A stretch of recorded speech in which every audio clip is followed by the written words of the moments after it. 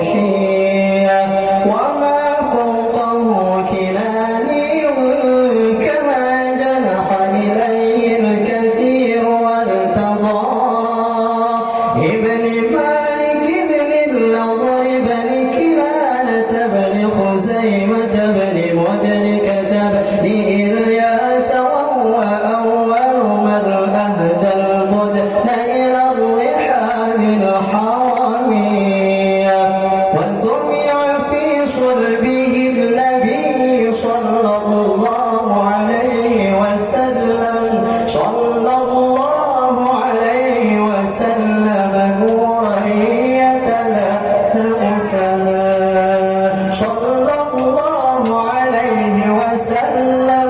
صلى الله عليه وسلم ذكر الله تعالى ولقبا ابن مضر بن نزار بن معد بن عدنان وهذا سلك الضمن فرائده بنان السنة السنية ورفقه إلى الخليل إبراهيم أمسك عنه الشارع وأبى وعدنان بلا ريب عند ذوي العلوم النسبية إلى الذبيح إسماعيل نسبة ومنتمى فأعظم به من عقد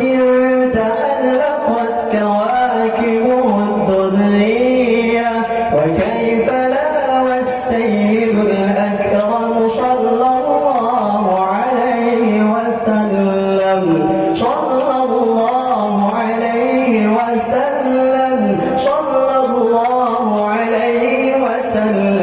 واسطته المنتقى نسبون تحسب العلا بغلا قلدتها نجومها الجوساء حبذا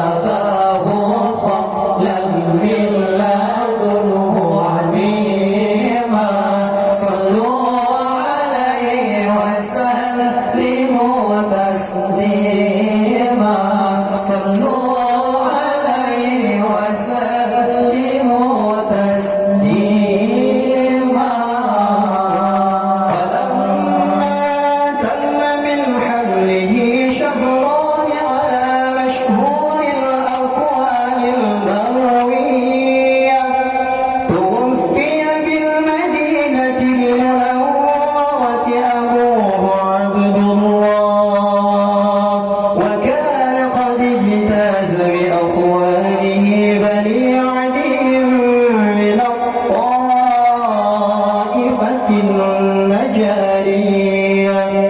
ومكث فيهم شهرا سقيما يعانون سقمه وشكواه ولما تم من حمله على الراجح 9 أشهر قمريا وآن للزمان أن ينجلي عنه صدى حضر أمه ليلة مولده آسية ومريم في نسوة من الحظيرة القدسية وأخذها المخاض فولدته صلى الله عليه وسلم صلى الله عليه وسلم صلى الله عليه وسلم نورا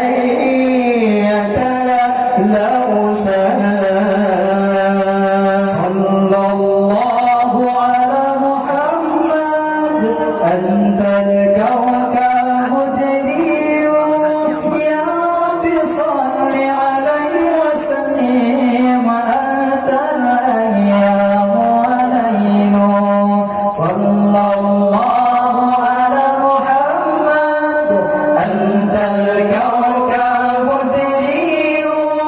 يا رب صل عليه وسلم أنت الأيام وليل صلى الله على محمد أنت الكوكب تدير يا رب صل عليه وسلم أنت الأيام وليل يا رب صل عليه وسلم أنت الأيام وليل صلى الله على محمد صلى الله عليه وسلم صلى الله على محمد صلى الله عليه وسلم صلى الله على محمد صلى الله عليه وسلم صلى الله على محمد صلى الله عليه وسلم يا نبي سلام عليك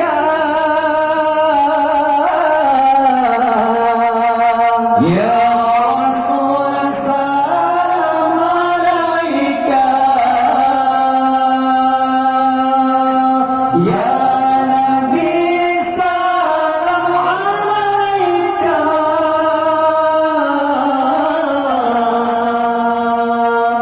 يا رسول سلام عليك يا حبيب السلام عليك صلوات الله عليك صلى الله على محمد صلى الله عليه وسلم صلى الله على